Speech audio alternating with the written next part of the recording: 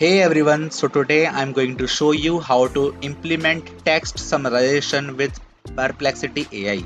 This tool can help you distill long pieces of text into concise summaries, making information easier to digest. Now let's dive in.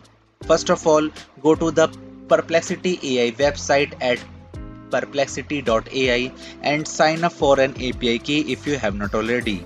You can do it by simply following these steps. The first one is to simply sign up on the Perplexity AI platform and then select the settings icon which is on the bottom left corner.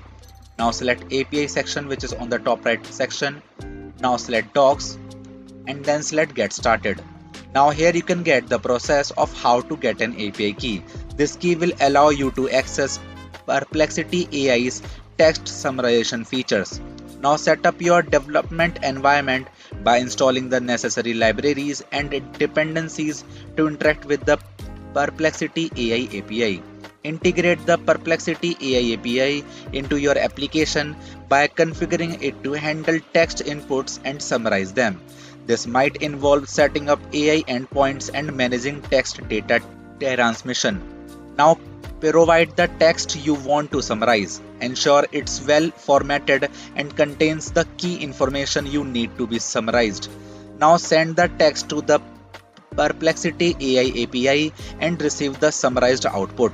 Implement the necessary code to handle this summary and display or store it as needed. Now test the summarization with various types of content to ensure accuracy and relevance. Fine-tune the parameters if needed to improve the quality of the summaries. Now monitor the performance of your summarization system and gather user feedback to continuously refine and enhance the summaries. Now you can deploy your text summarization system in your application or service, ensuring it integrates smoothly with your existing features. And that's it. By following these steps, you can implement text summarization with Perplexity AI, making complex information more accessible and easier to understand.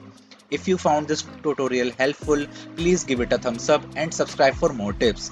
Thanks for watching and see you next time.